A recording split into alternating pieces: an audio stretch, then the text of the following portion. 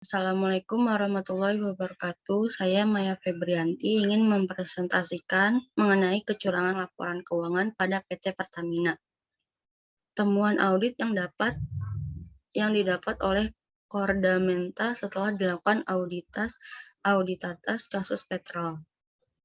Dalam berbagai dokumentasi, Petrol terbukti dan tercatat bahwa ada pihak ketiga yang ikut campur dalam proses pengadaan dan jual beli minyak mentah dan produksi bahan bakar minyak atau BBM di Pertamina Energy Service Limited, yang merupakan anak usaha Petrol yang bertugas melakukan pengadaan impor minyak dan bahan bakar minyak atau BBM.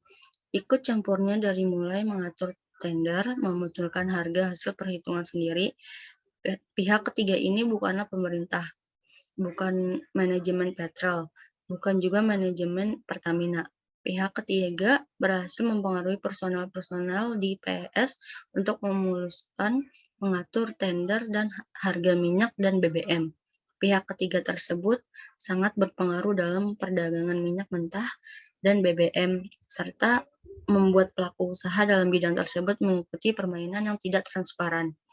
Akibat dari ikut campurnya pihak ketiga, Petrol dan Pertamina tidak memperoleh harga terbaik ketika melakukan pengadaan minyak maupun jual beli produk BBM. Penyebab terjadinya kasus. Kasus ini terjadi dikarenakan Petrol hanya dengan administrator trader, bukan trading company, yang dimana tidak melakukan transaksi dengan dan ke pihak ketiga atau di Platts Window Market atau bursa minyak Singapura. Petrol tidak mempunyai profesional trader dan sepenuhnya menjadi price taker. Pelaksanaan fungsi sebagai market intelligence oleh Petrol tidak dilakukan dengan baik.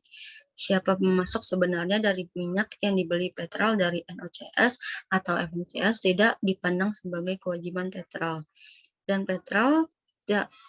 Petrol tak berminat menjadi trading company sehingga tidak mempunyai blending facilities dan blending spesialis sendiri. Dampak kasusnya yaitu kerugian negara terhadap minyak bumi. Selain itu, pemerintah mengambil langkah untuk membubarkan Petrol, dan jika dibubarkan akan mengganggu hajat hidup orang banyak dikarenakan anak perusahaan Pertamina tersebut merupakan BUMN strategis. Pembisnis pembelian minyak akan jatuh ke tangan trader-trader yang lebih kecil dan berpotensi menimbulkan mafia baru dalam dunia migas. Perbankan nasional tidak akan sanggup membiayai impor minyak, karena kepentingan importir lain akan masuk dengan adanya pergantian importir minyak dengan dibubarkannya Petrol. Penyelesaian kasus. Pemerintah dan Pertamina menyiapkan 2 langkah menyikapi hasil audit Petrol tersebut. Langkah pertama dari sisi internal perusahaan seperti menindak para karyawan yang terbukti melakukan pelanggaran peraturan perusahaan. Contohnya, personil Petrol yang terindikasi dalam audit tersebut tentu akan diproses sesuai ketentuan perusahaan. Selain itu, memperbaiki sistem pembelian minyak mentah dan produk BBM yang selama ini tidak transparan dan menimbulkan biaya yang tinggi. Langkah kedua adalah langkah hukum. Jika ditemukan adanya pelanggaran dan kerugian negara, maka keputusan hukum akan dibahas bersama Menteri Energi dan Sumber Daya Mineral, serta dikonsultasikan terlebih dahulu dengan Presiden Joko Widodo. Selain itu, PT Pertamina melakukan langkah untuk pengadaan minyak mentah seperti yang dilakukan Pertamina Energy Trading Limited atau Petrol. Selain pada sistem dan prosedur, Pertamina juga melakukan penyisiran terhadap pegawainya yang terlibat praktik kecurangan Petrol di masa lalu. Petrol sudah tidak berperan dalam pengadaan minyak mentah dan bahan baku minyak atau BBM. Dan pada akhirnya pada bulan April 2015, Pertamina Energy Trading Limited atau Petrol resmi dibubarkan oleh pemerintah.